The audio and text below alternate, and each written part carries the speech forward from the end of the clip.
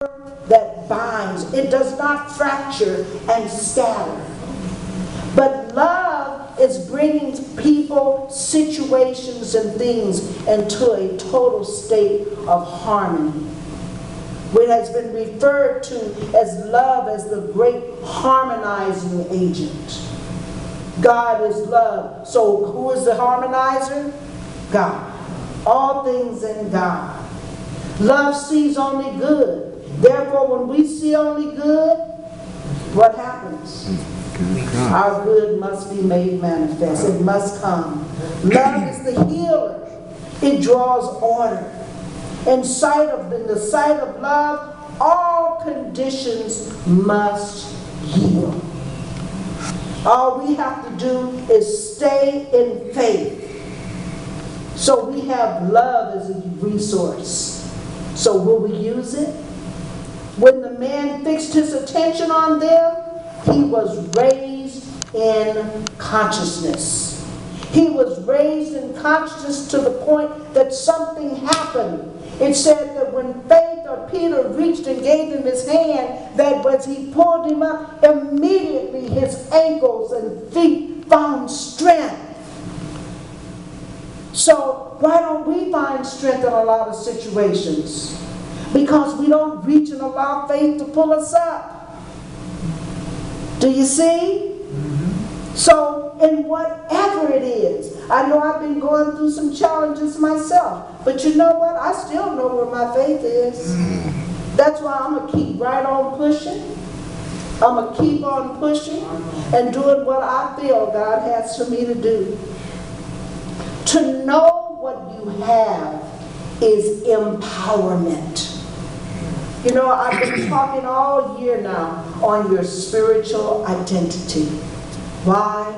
Because when you recognize who you are and whose you are and speak from that place and evaluate every situation that comes upon you from the truth and call it the way God saw it in the beginning, when he said it's good. It's good. So where do we go saying that's bad? It's bad weather. You know, no such thing. So we have to be careful and guard our words. And remember that this is only part of the inheritance of humankind.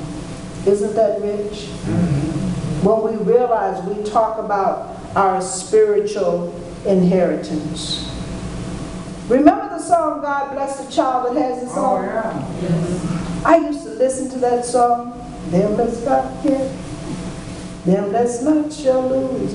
And I'm saying, how can you get when you don't have? And I was struggling with that, but I was trying to understand. But there was something about the song that caught my attention.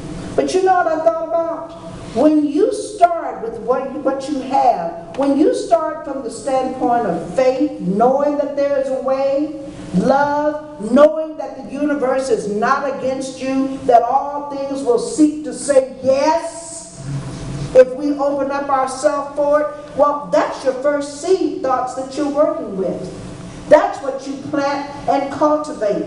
When a person feels like, I have nothing, I am nothing, woe is me, they have nothing to start from a building premise.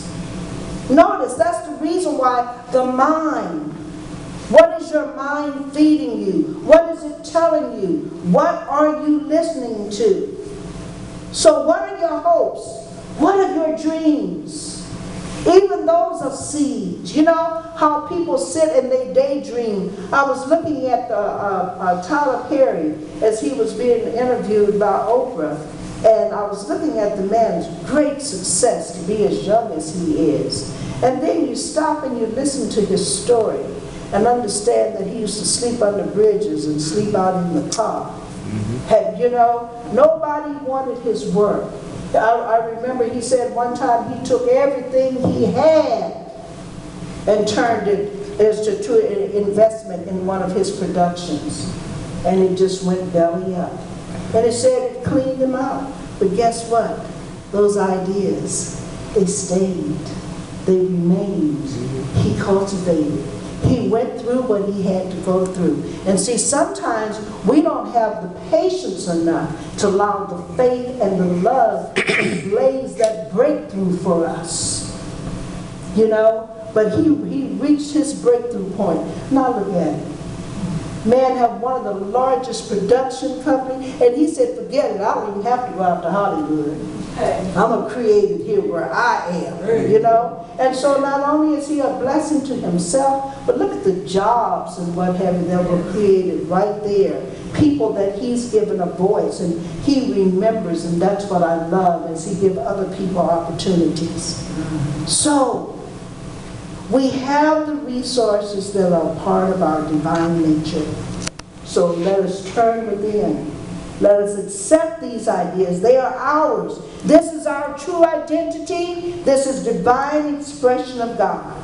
So don't be like that fellow at the beginning of our story, waiting for the ceiling piece to fall and hit him on the head. You know, let us be aware. Let us recognize what we have, and then let us turn around and use what we have. God bless you.